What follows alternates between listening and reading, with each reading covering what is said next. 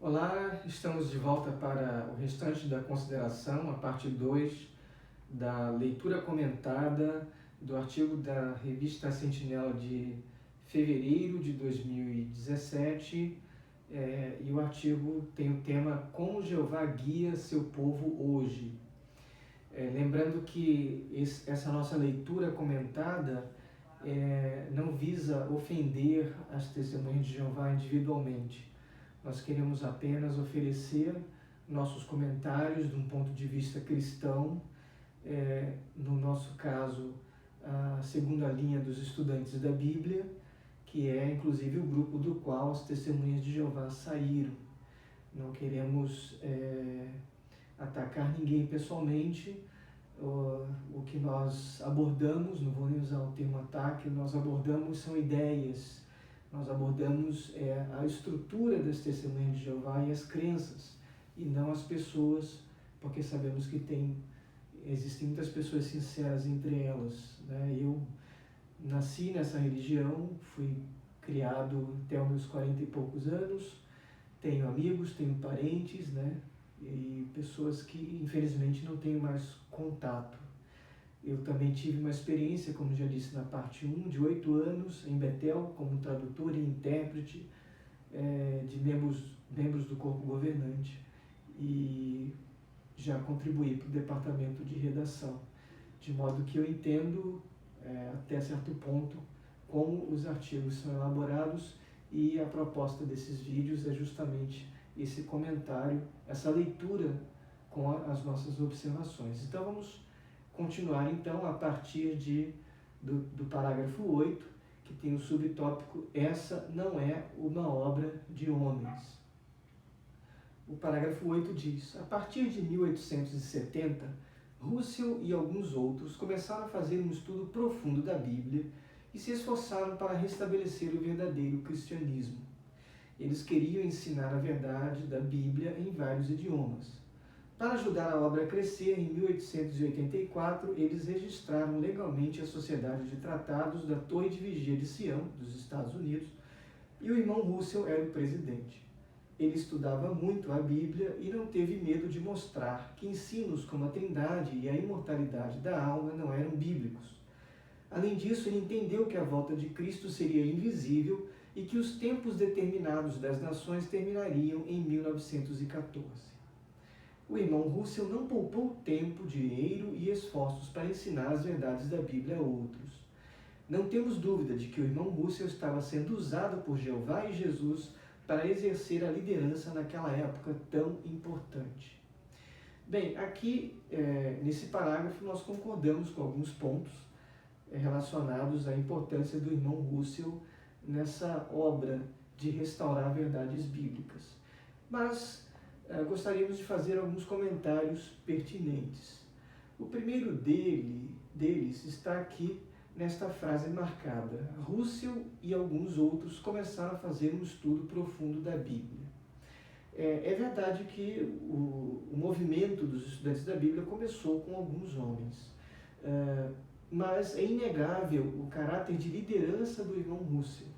Durante toda a jornada daquele movimento, o irmão Russell se destacava como alguém que levou adiante, tomou a dianteira, investiu o seu dinheiro, investiu o seu tempo e toda a sua força intelectual para resgatar essas verdades. E ele não era visto meramente como parte de um corpo governante, que é, como já vimos na parte 1 de nosso vídeo, a intenção principal das testemunhas de Jeová com esse artigo, ou seja, dar uma ideia de que um corpo governante era formado. Então, quando vimos aqui que Russell e alguns outros começaram, na verdade, a grande força intelectual por detrás disso, espiritual por detrás disso, e nós, como estudantes da Bíblia, acreditamos que é com a ajuda de Jeová e de Jesus, foi mesmo o irmão Russell. Um ponto também interessante que não está marcado aqui é que diz que se esforçaram para restabelecer o verdadeiro cristianismo. Notem que aqui não disse que eles restabeleceram o verdadeiro cristianismo, o que é bem diferente, né? O que eu tenho notado ultimamente é um distanciamento das Testemunhas de Jeová do movimento dos estudantes da Bíblia, que está vivo e ativo no mundo inteiro, inclusive aqui no Brasil, em alguns estados. Tivemos recentemente a nossa convenção geral em São Paulo, temos eclésias no Rio, em São Paulo, em Manaus, e interessados em diversas outras partes também. Então, e isso só no Brasil. Começamos recentemente, por assim dizer, né? Pelo menos essa parte mais atual da nossa história aqui. E no mundo inteiro, os estudantes da Bíblia continuaram, e existem centenas de congressos, vamos dizer assim. Nos Estados Unidos, quase todo mês tem uma convenção, conforme nós chamamos, né? Outro comentário interessante é que eles ignoram uma parte da história. Aqui eles dizem que em 1884 foi registrado legalmente a Sociedade de Tratados da Torre de Vigia de Sião, nos Estados Unidos, e o irmão Russell era o presidente. Só que a história nos diz que, na verdade, o primeiro presidente da sociedade foi o irmão William Henry Conley. Ele foi presidente, o primeiro presidente da Sociedade Torre de Vigia de Tratados. Aqui diz que entre 16 de fevereiro de 1881, que é quando foi fundado, a 15 de dezembro de 84 ele foi o presidente. E temos aqui um link da Wikipédia, se quiserem depois fazer essa pesquisa, virão que ele realmente foi o primeiro presidente. Inclusive ele contribuiu financeiramente para a obra, né? Mas a sociedade, o autor deste artigo, optou em não registrar isso, obviamente porque houve uma ruptura entre Conley e Russell em algum ponto, provavelmente por divergências de crença, né? Então, as Testemunhas de Jeová tentam sempre dar uma versão açucarada da sua própria história, e nós não concordamos com isso. Nós achamos que a história inteira deve ser contada. Aqui diz também que ele, referindo-se a Russell, entendeu que a volta de Cristo seria invisível e que os tempos determinados das nações terminariam em 1914. Bem, é verdade que Russell entendeu que a volta de Cristo seria invisível, mas não foi em 1914. Os estudantes da Bíblia até hoje acreditam que o retorno invisível de Cristo se deu em 1874. E Russell, inclusive, não profetizou antes de 1874 que seria assim. Quando ele veio a compreender isso já foi depois de 1874, em que ele teve, por influência de outros, contato com a cronologia, e ele veio aceitar esse ponto de vista da presença invisível. Rutherford, décadas depois, e depois da morte de Russell, que mudou o entendimento e passou a dizer que a presença invisível começou em 1914. Então, num passe de reducionismo, quando uma testemunha de Jeová lê essa frase, na mente dela, ela acha que Russell entendeu que a presença invisível de Cristo também terminou em 1914. Embora não seja isso que a frase diga com todas as letras, mas é isso que na cabeça, na mente da maioria dos leitores das Testemunhas de Jeová vai pensar, né? Aqui diz também que não temos dúvidas de que o irmão Russell estava sendo usado por Jeová e Jesus para exercer a liderança naquela época. E novamente temos a noção de liderança, né? Nisso nós concordamos que Russell foi usado, mas não necessariamente de que deveria haver uma espécie de sucessão de liderança aos moldes do que acontece com a Igreja Católica, quando diz que Pedro foi o primeiro Papa, foi a rocha, e houve papas sucessivos a partir daí. Então, a Torre de Vigia tenta mais ou menos dar essa ideia de que Russell foi escolhido e que foi o que tomou a liderança, mas que houve depois outros numa sucessão quase que suave e contínua. Continuando com a leitura. O irmão Russell, parágrafo 9, não queria chamar atenção para si mesmo. Em 1896 ele escreveu: não queremos homenagem nem reverência para nós mesmos ou para nossos escritos. Não desejamos ser chamados de reverendo ou rabino, nem desejamos que algum grupo seja chamado pelo nosso nome. Mais tarde ele disse: essa não é uma obra de homens. Bem, é verdade que o irmão Russell não queria chamar atenção para si mesmo. Relatos da personalidade de Russell, de pessoas que conviveram com ele, deixa isso muito claro, né? E não temos tempo para isso, mas os que quiserem fazer uma pesquisa e ouvirem um áudio, depois vou deixar um link do irmão Norman Woodworth, que inclusive foi quem deu origem ao movimento Aurora de Estudantes da Bíblia.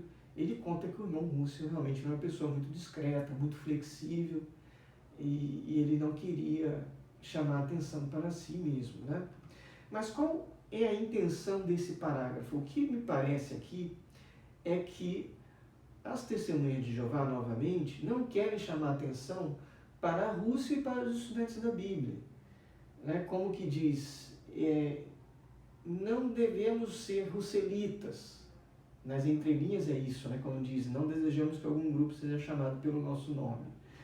Porque é notório, é conhecido que as testemunhas de Jeová, a partir de Rutherford, referiram-se aos estudantes da Bíblia que não aceitaram a sua liderança como russelitas. Nós hoje, estudantes da Bíblia, somos vistos mais ou menos nessa luz negativa, né? Continuamos aqui com os nossos comentários, no parágrafo 10. Em 1919, 3 anos depois da morte do irmão Russell, Jesus designou o escravo fiel e prudente. Com que objetivo? Para dar aos seus seguidores alimento no tempo apropriado. Já naquele tempo, um pequeno grupo de irmãos ungidos na sede mundial de Brooklyn, em Nova York, preparava e distribuía alimento espiritual para os seguidores de Jesus. A expressão corpo governante começou a aparecer nas nossas publicações nos anos 40. Naquela época, muitos entendiam que essa expressão se referia aos diretores da Sociedade Torre de Vigia. Mas em 1971 foi explicado que havia uma diferença entre o corpo governante e a Sociedade Torre de Vigia. A diferença era que a sociedade cuidava de assuntos jurídicos, não de assuntos espirituais. Dali em diante, irmãos ungidos podiam fazer parte do corpo governante sem serem diretores da sociedade. Mais recentemente, irmãos experientes das outras ovelhas têm sido diretores da sociedade e de outras entidades jurídicas usadas pelo povo de Deus. Assim, o corpo governante pode concentrar em fornecer alimento e em liderar a congregação. A Sentinela de 15 de julho de 2013 explicou que o escravo fiel e prudente são os ungidos que fazem parte do corpo governante. Bem, aqui neste parágrafo nós vemos uma coisa que eu só posso classificar como incrível. Como num passe de mágica, sem a menor base bíblica, simplesmente se afirma que em 1919, 3 anos depois da morte do irmão Russell, Jesus designou o escravo fiel e prudente. Só isso. Qual a base? Porque eles não dão a menor explicação.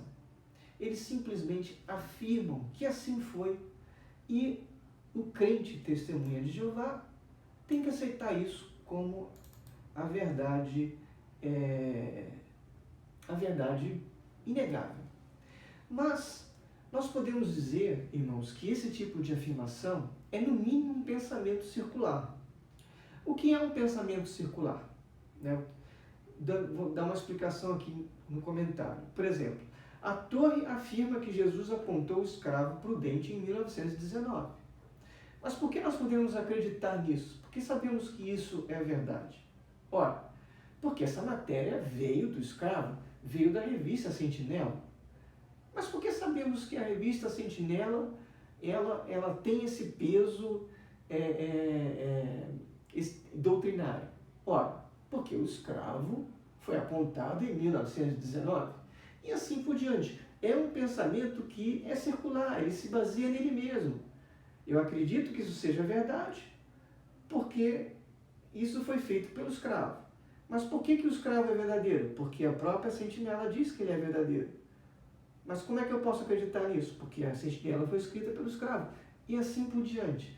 Não tem a menor base bíblica para se afirmar que em 19 foi apontado como escravo aquelas pessoas. E, novamente, isso visa tirar o foco dos estudantes da Bíblia para o papel do irmão Russell, que durante algum tempo e até mesmo hoje, entre muitos grupos de estudantes da Bíblia, ele é visto como o escravo fiel e discreto. Não vamos entrar muito em detalhes, mas para quem conhece um pouco da história, esse pensamento foi desenvolvido pela esposa de Russell, que começou a interpretar essa parábola de Mateus 24:45 a ele. E existem várias partes da própria sentinela, enquanto Russell estava vivo, em que ele dizia que deveria se ter cautela, prudência em aplicar a ele mesmo. Ele preferia aplicar à editora, Watchtower, ou a todos os corpos de cristãos verdadeiros, né? Foi só depois da morte de Russell que esse ensino se tornou oficial pelo próprio Rutherford, e depois ele teve que combater esse ensino. Não vamos entrar nessa discussão, que seria longa, mas o fato é que se afirma aqui, sem mais nem menos, simplesmente que em 19 Jesus veio e apontou na prática Rutherford e quem quer que estivesse com ele, né? Como diz aqui, um pequeno grupo de irmãos ungidos preparava e distribuía alimento espiritual para os seguidores de Jesus. Isso não se verifica também. Sabemos que nessa época de 1919, quem preparava era Rutherford. Mesmo que ele delegasse outros, como no caso do livro Mistério Consumado, que ele delegou Clayton Woodworth e George Fisher para compilar as notas do irmão Russell e acrescentar ideias deles, ainda assim, tudo passou pelo crivo do juiz Rutherford, e na prática ele era o autor, ele é que decidia as doutrinas. Então, novamente, não existia uma ideia de corpo governante. O que existia era um homem tomando decisões. E aí o parágrafo prossegue tentando defender essa ideia de que havia um corpo governante, né? É verdade que a palavra ou a expressão corpo governante começou a aparecer nas publicações por volta de 40, né? Mas como aqui o próprio texto diz, esse conceito não era o conceito original, não era o conceito que se tem hoje. Inclusive, essa transição de presidentes para corpo governante não foi nem um pouco suave. E nós aprendemos isso quando nós estudamos o livro do ex-membro do corpo governante, Raymond Friends, que escreveu 2 livros, Crise de Consciência e Em Busca da Liberdade Cristã. No Crise de Consciência, particularmente no capítulo 3, com o título Corpo Governante, ele conta detalhes interessantíssimos de como houve essa transição de presidente para um corpo governante. Desde o início da sociedade, ela era presidencial, até que tentou-se fazer uma mudança, e essa mudança não foi nada suave, conforme conta a história. Prosseguindo então com a leitura do parágrafo 11. O corpo governante toma decisões importantes como grupo quando se reúne uma vez por semana. Essas reuniões os ajudam a ter uma boa comunicação e a se manterem unidos. Nenhum membro do corpo governante é mais importante do que o outro. Por isso, a cada ano, um membro diferente é o presidente nessas reuniões. O mesmo acontece em cada uma das 6 comissões do corpo governante. Nenhum membro do corpo governante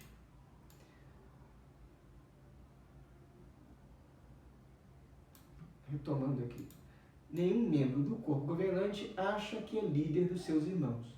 Pelo contrário, eles se lembram que são um dos domésticos que recebem o alimento espiritual fornecido pelo escravo e seguem as orientações dele.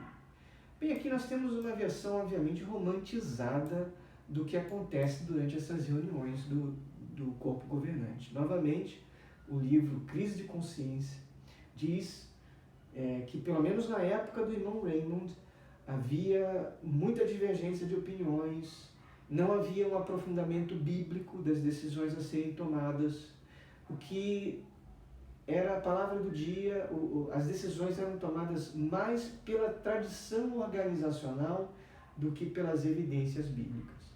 Conta Raymond Friends com detalhes documentados, analisando casos, decisões sobre isso, decisões sobre aquilo. O caso de Malawi, por exemplo, né, das cartilhas, umas carteirinhas do único partido político, a passo que no México se permitia subornar autoridades para receber a dispensa do serviço militar, em Malawi não era permitido e os irmãos eram encarcerados, eram mortos, enfim, passavam por uma série de situações, né? Então nós vemos aqui que não era uma coisa suave. Claro que hoje não posso dizer como são as reuniões do corpo governante. Eu não posso e nem tenho autonomia para afirmar como atualmente são essas reuniões. Eu apenas estou me referindo ao que o irmão Raymond Friends relatou durante a sua época.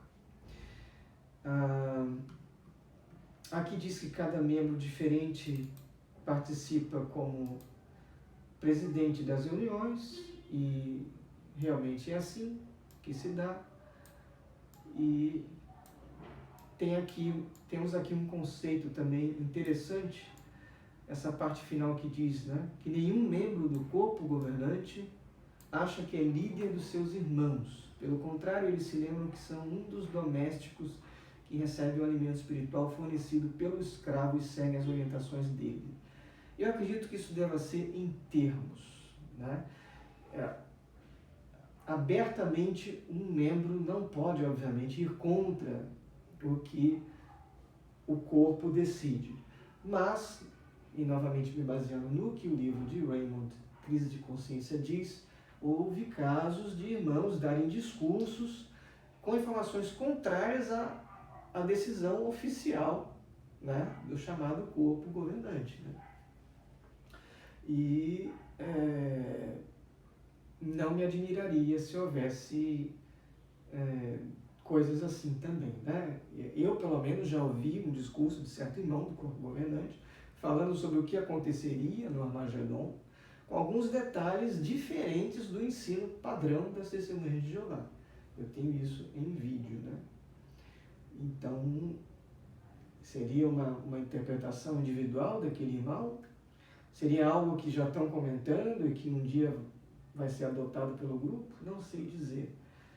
Mas o que sei é que essa ideia de um grupo suave, pelo menos durante o tempo da formação, não foi assim, né? Houve brigas internas e brigas sérias para que houvesse a adoção de um corpo governante e saísse do sistema presidencial.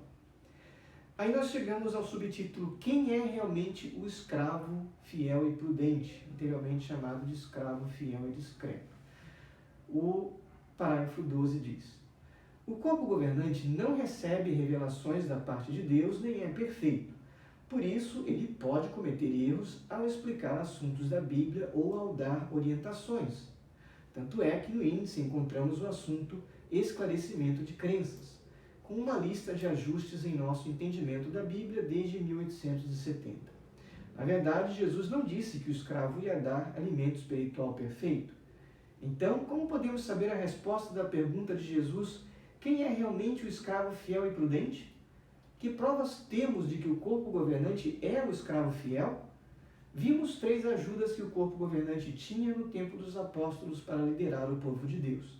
Será que o corpo governante hoje tem essas mesmas ajudas? Vamos ver. Bem, Aqui nós temos um parágrafo revelador, irmãos. Uma coisa que, se nós entendermos a profundidade do que está sendo dito aqui diz com todas as letras, preste atenção, o corpo governante não recebe revelações da parte de Deus, nem é perfeito. Por isso ele pode cometer erros ao explicar assuntos da Bíblia ou ao dar orientações. Por isso ele pode cometer erros ao explicar. Inclusive temos um erro aqui, um erro de gramática, né? Deveria ser, ele pode cometer erros ao explicar assuntos e não aos explicar. Eu só percebi agora. Bom, mas se esse tipo de... Se erros podem ser cometidos, como nós já vimos, a sentinela não é perfeita, e o corpo governante admite que não é perfeito, nós temos aí uma situação paradoxal. Porque se ele não é perfeito nas suas explicações, como que ele pode exigir obediência irrestrita, cega a tudo que ele ensina? É no mínimo um paradoxo. E esse é o comentário que eu faço aqui, é uma contradição. Ou seja, ele é imperfeito, mas exige lealdade absoluta às suas interpretações. Não se pode discordar do que o corpo governante diz. Nem uma vírgula. Então, notaram como que é complicado? Aí eles tentam explicar que ele não é perfeito, tanto é que no índice encontramos o assunto esclarecimento de crenças, e eu bem conheço essa parte, até porque durante muitos anos eu fui responsável pela confecção do índice de publicações da Torre de Vigia, lá em Betel. Isso me ajudou também a tomar muito contato com a mudança de entendimento de uma série de assuntos. Mas só que aqui isso está sendo colocado mais ou menos da seguinte maneira. É verdade, nós não somos perfeitos e não recebemos revelações, mas notem, nós somos guiados por Deus. Tanto é que as nossas crenças são esclarecidas, elas estão sendo mudadas, estão sendo sempre ampliadas para melhor. Será que é assim? Nós vamos mais à frente ver que não é. Que não existe essa luz se clareando mais e mais progressivamente e nunca retrocedendo a ensinos anteriores. E aí a pergunta de retórica, né? Como podemos saber a resposta da pergunta, quem é realmente o escravo fiel e prudente? E aqui a intenção do artigo é provar que o corpo governante é este escravo, e apenas ele é este escravo, e apenas ele pode liderar o povo de Deus hoje, conforme afirma aqui. Será que o corpo governante hoje tem essas mesmas ajudas? Vamos ver. Vamos ver se tem. Aí, o parágrafo 13 fala da primeira ajuda, que é o Espírito Santo. O Espírito Santo tem ajudado o corpo governante a entender verdades da Bíblia que antes não eram entendidas. Por exemplo, pense na lista de ajustes em nosso entendimento mencionada no parágrafo anterior. É claro que nenhum humano poderia ter entendido e explicado sozinho essas coisas profundas de Deus. O corpo governante pensa como Paulo, que escreveu: dessas coisas também falamos, não com palavras ensinadas pela sabedoria humana, mas com as ensinadas pelo Espírito. A luz da verdade da Bíblia ficou escondida por centenas de anos, mas desde 1919 o entendimento da verdade tem aumentado rapidamente. Não existe outra explicação para isso a não ser a ajuda do Espírito Santo de Deus, não acha? Então vamos a essas declarações aqui, momentosas, de peso, Aqui fala que o Espírito Santo tem ajudado o corpo governante a entender verdades da Bíblia que antes não eram entendidas. Mas será que isso se verifica na realidade? Veja, por exemplo, apenas com relação ao ensino da ressurreição dos sodomitas, dos habitantes de Sodoma e Gomorra. Inclusive, esse texto aqui eu incluí na minha carta de dissociação. O ensino era, em 1879, que serão ressuscitados. E nisso nós, estudantes da Bíblia, concordamos. Esse era o ensino, sempre foi o ensino de Russell, dos estudantes da Bíblia, e até hoje o é nas diversas eclésias ao redor do mundo. Mas aí veja como é que, a partir de Rutherford, as coisas foram mudando. Não serão ressuscitados. A Sentinela, de 1º de junho de 52, página 338. Aí depois mudaram de ideia. Serão ressuscitados. A Sentinela, de 1º de 8 de 1965, página 479. Aí depois mudaram de ideia de novo. Não serão ressuscitados. A Sentinela, de 1 de 6 de 1988, página 31. E não parou não. Mudaram de novo de ideia. Serão ressuscitados. O livro Poderá Viver para Sempre no Paraíso na Terra. Aquele livro vermelho, né? Aqui na edição de 82. E pasmem, não serão ressuscitados. Poderá Viver para Sempre no Paraíso na Terra. O mesmo livro, edição de 1989.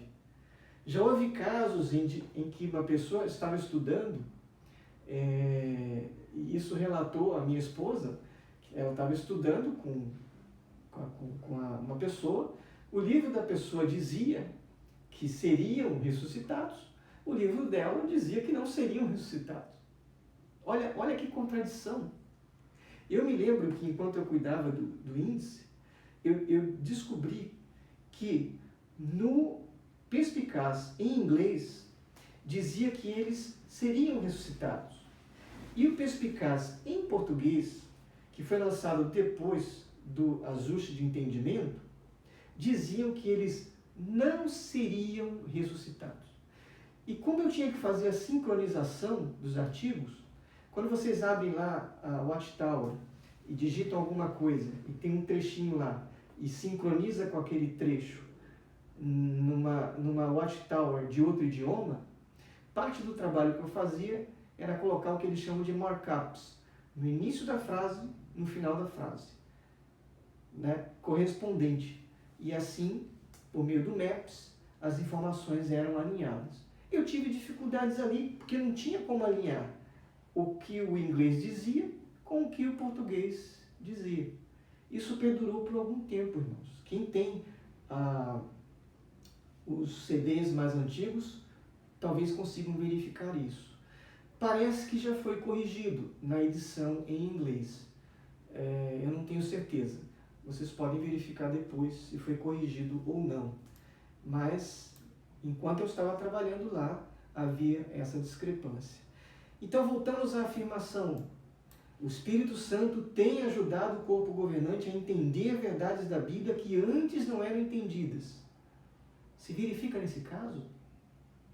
O Espírito Santo não tinha certeza do que era e fez os irmãos ficarem mudando de ideia? O que você acha que realmente aconteceu? Amigo, testemunha de Jeová, você que está dentro da organização, como que você explica isso? Notem, não estou atacando você, membro, indivíduo. Não é nem um ataque o que eu estou fazendo aqui, é uma exposição de ideias. Eu respeito muito a sinceridade de vocês. E sei que há muita gente que realmente busca a verdade.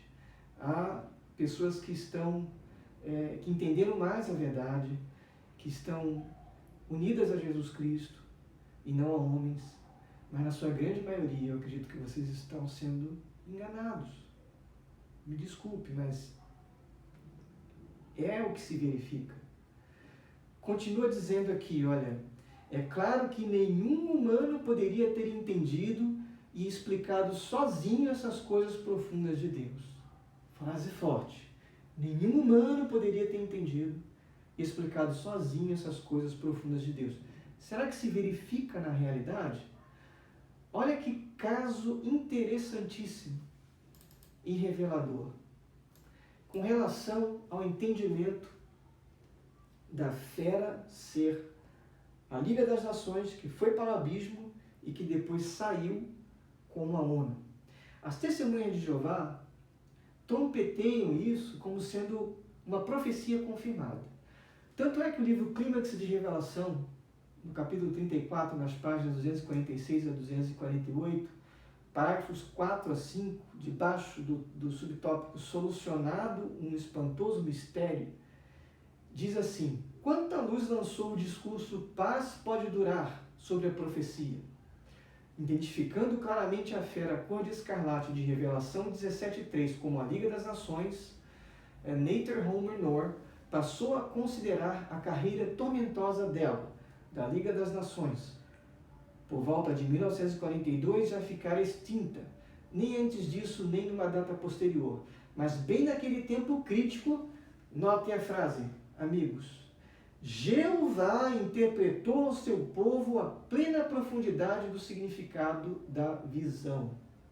Isso está no livro Clímax de Revelação. Jeová interpretou.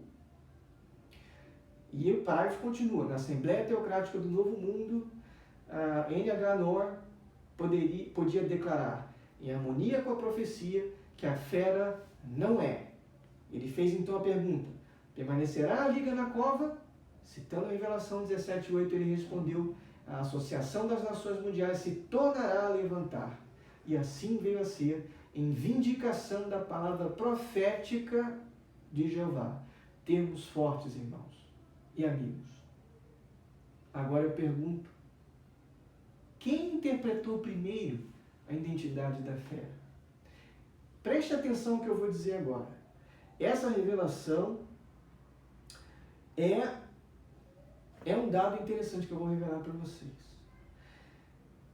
O fato é que já em 1919, W.E. Vine, que é o famoso erudito bíblico, que tem até o dicionário de Vine, muito citado pelas testemunhas de Jeová, já tinha identificado a Liga das Nações com a besta de Revelação no capítulo 17. E essa interpretação só foi adotada pela Torre de Vigia 11 anos depois, quando foi apresentada no volume 2 do livro Luz, publicado em inglês em 1930. Ora, um erudito de outra religião interpretou primeiro que a fera era a Liga das Nações. E como todos nós sabemos, essa profecia de retorno se cumpriu. Essa suposta predição de Nor. Só que isso não era difícil de fazer naquela época, naquele momento histórico em que Nor vivia. Conforme o próprio Nor mencionou no mesmo folheto citado, na página 21, já havia planos para fazer reviver a Organização de Paz depois da guerra, tendo as potências do eixo, Japão e Hungria, assinado uma nova Liga das Nações já em 20 de novembro de 1940. Na verdade, as Nações Unidas já tinham sido formadas vários meses antes da predição de Nor, em Washington, D.C., no dia 1º de janeiro de 1942, com 26 nações assinando uma declaração conjunta naquela data. Essa informação nós encontramos na internet. Está no site Mentes Bereanas, e se eu não me engano, isso é uma tradução de uma informação que saiu num outro site em inglês. E continua assim dizendo, ademais, a predição de Nor não era nem nova nem única. Outros expositores de profecias já tinham predito a mesma coisa, alguns até 2 anos antes disso. Dwight Wilson, por exemplo, faz referências a uma predição feita por Harry Rimmer, um conhecido comentarista bíblico. Harry Rimmer predisse em 1940 uma nova Liga das Nações como um resultado da guerra e o surgimento de um ditador universal. As Nações Unidas já surgiram, mas ainda não apareceu qualquer ditador. Ora, vamos voltar agora de novo para o que foi dito lá. Jeová interpretou ao seu povo a plena profundidade do significado da visão. É isso que aconteceu? Irmão, amigo, é isso que a história prova, nesse caso de Nor? Quem entendeu primeiro não foram as testemunhas de Jeová, né? Outros indivíduos já compreenderam antes, 11 anos antes, a identidade. Agora vamos voltar para a frase desse parágrafo.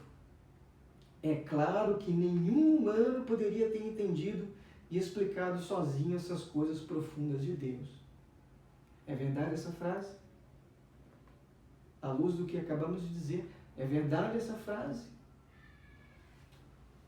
Eu acredito que não. O que queremos ver aqui é a exaltação desse grupo de homens como líderes de um movimento religioso. Não estou julgando a sinceridade deles. Aliás, pelo livro do irmão Raymond Friends, ele deixa claro que muitos ali estavam convencidos daquilo.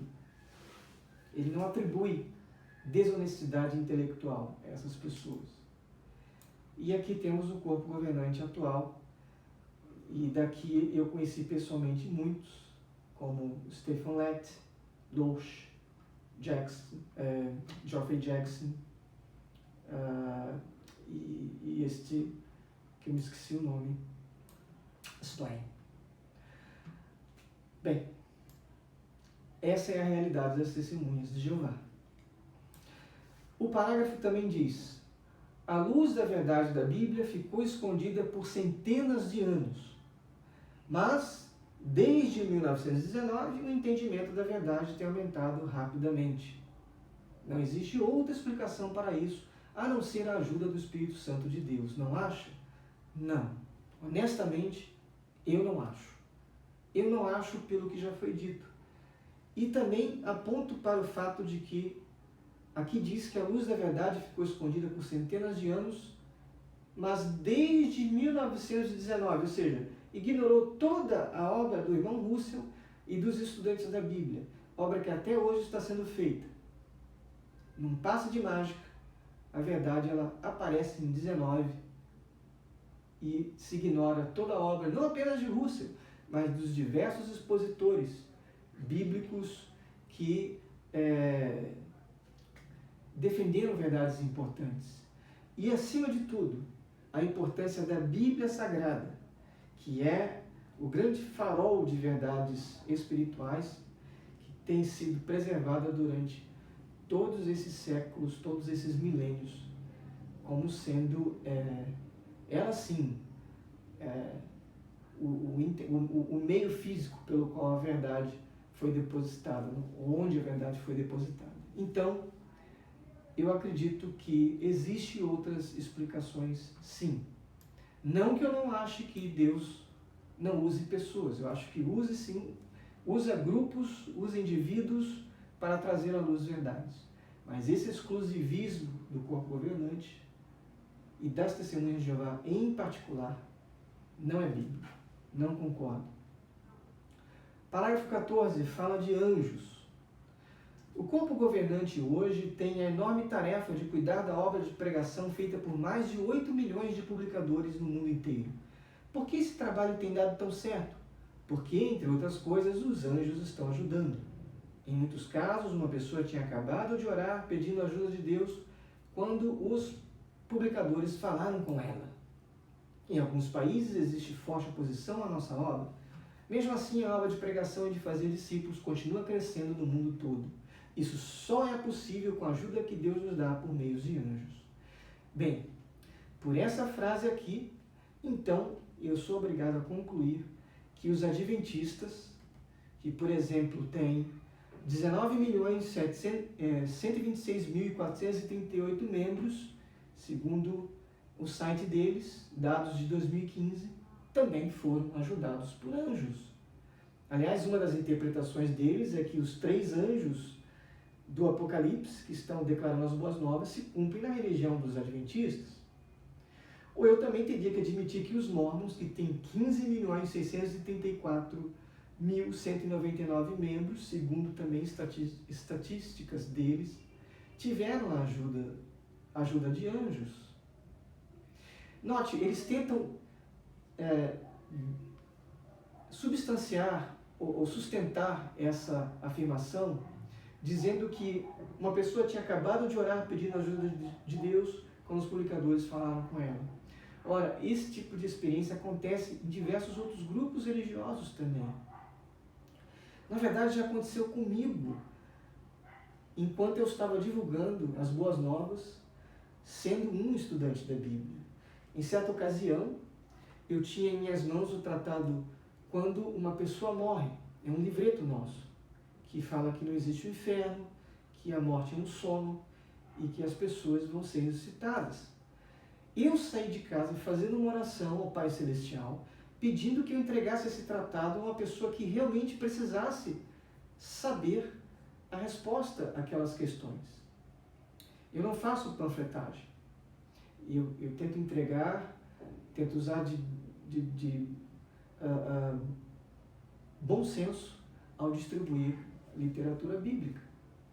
Muito bem, dentro do metrô estou eu sentado e eu ouço uma pessoa à minha frente conversar sobre a questão da morte. Aquela pessoa estava falando tão alto que mais umas 3 ou 4 começaram a entrar na conversa.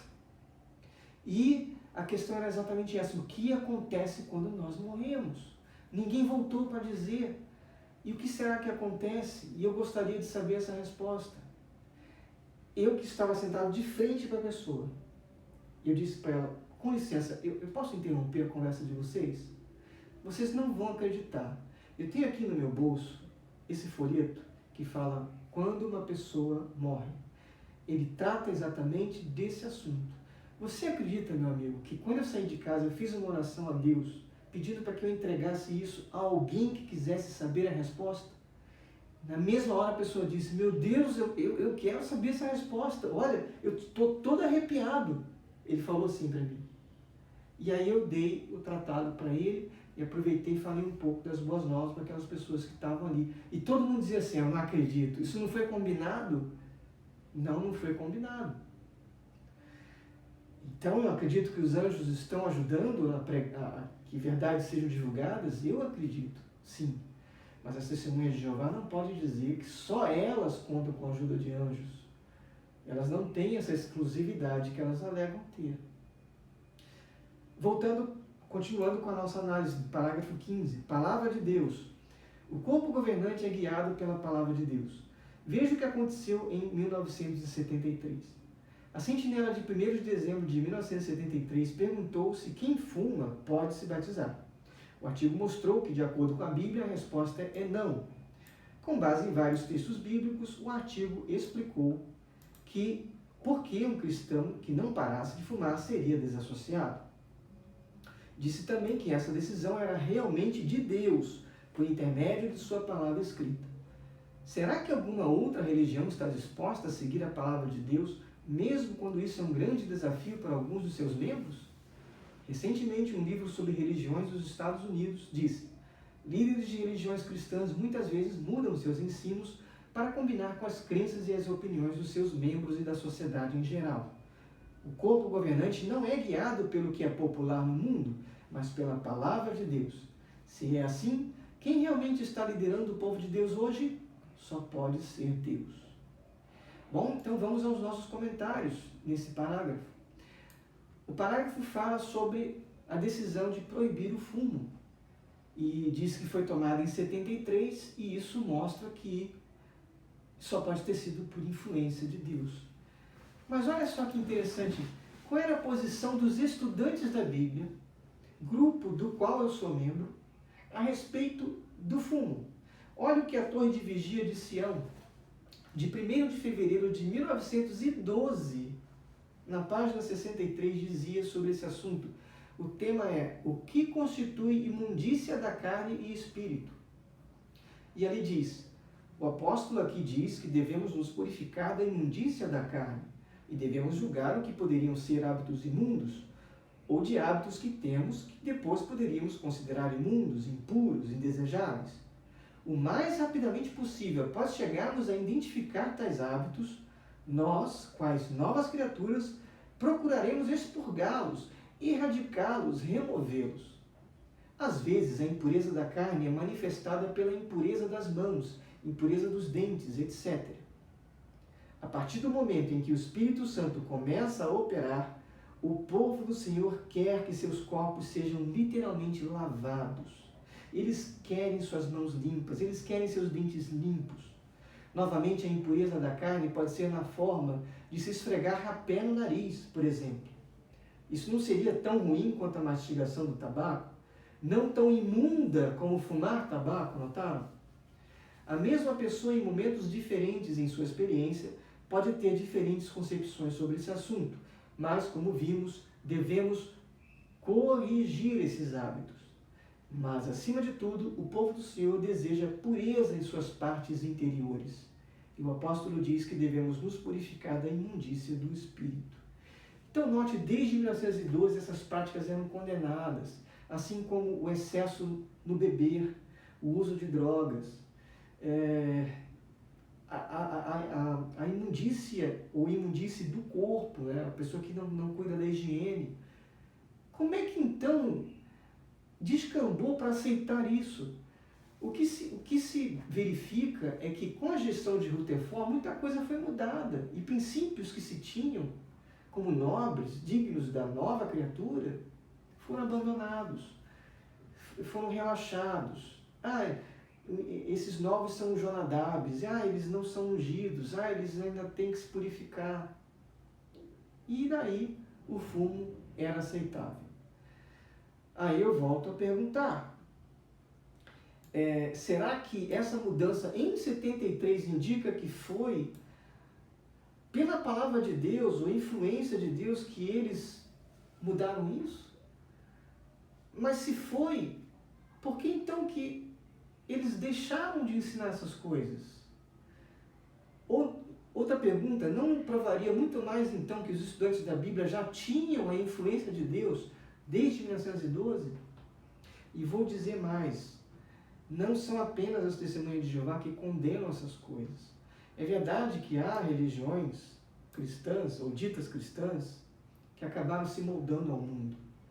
Esse comentário aqui dos líderes de religiões cristãs que mudam os seus ensinos para combinar com as crenças e as opiniões dos seus membros e da sociedade em geral é um comentário apropriado, é verdadeiro, mas também há muitos grupos cristãos sérios, grupos que prezam a pureza moral, a pureza física, que não deixam a imoralidade se infiltrar dentro das congregações, que depois de alertar e de dar ajuda, até expulsam os que insistem em praticar coisas que são claramente condenadas na Bíblia. Então isso não é prerrogativa de um corpo governante, exclusivamente guiado pela palavra de Deus, mas de qualquer grupo sincero ou indivíduo sincero que se deixa guiar pela palavra de Deus. Prosseguindo, lembre-se dos que exercem a liderança. E nós vamos fazer aqui, na verdade, uma pausa